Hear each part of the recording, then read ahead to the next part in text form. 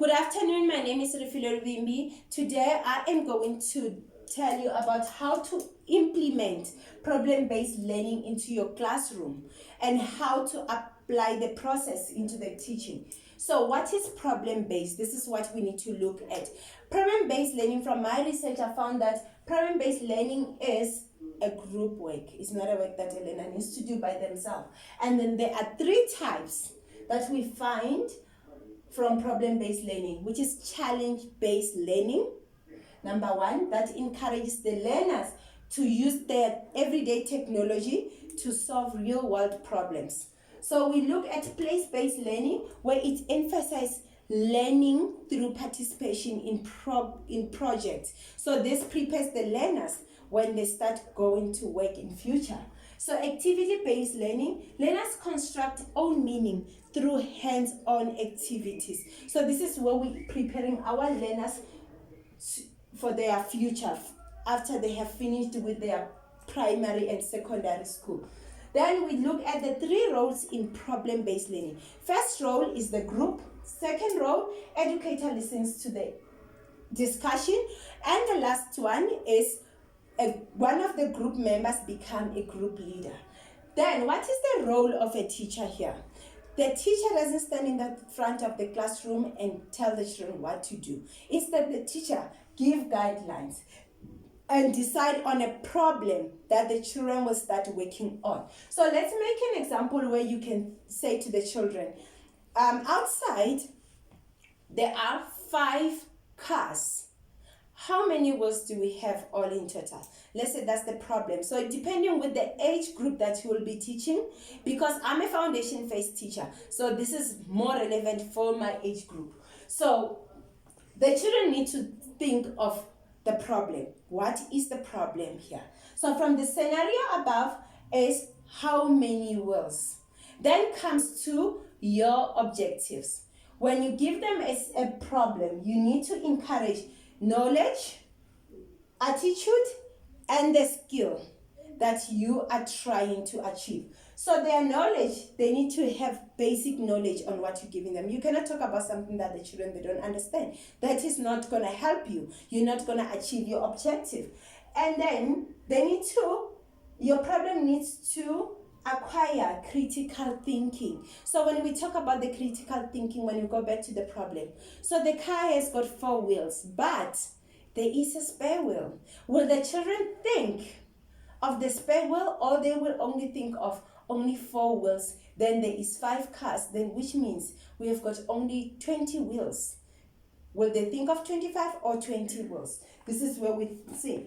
And then if there will be a child who will think that there are 5 wheels, teamwork, attitude, interpersonal, and network.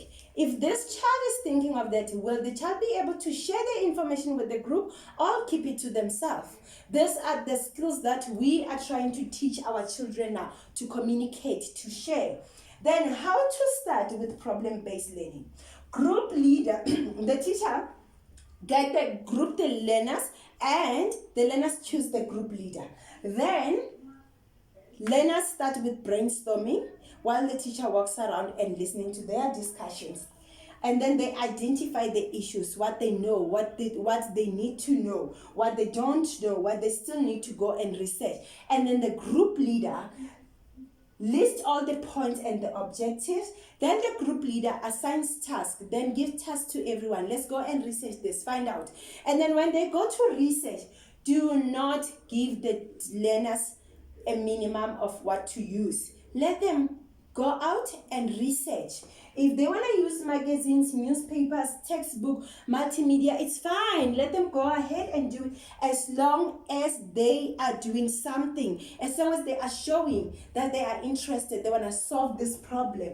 Then they come back, talk about the research and findings, the rest listens and learn. Then you give the next group an opportunity to share their information they learn from their peers, like they did with the others. Then if the problem needs 2 to 3 days, then you need to give the learners an opportunity to go out and find the problem and come back and report.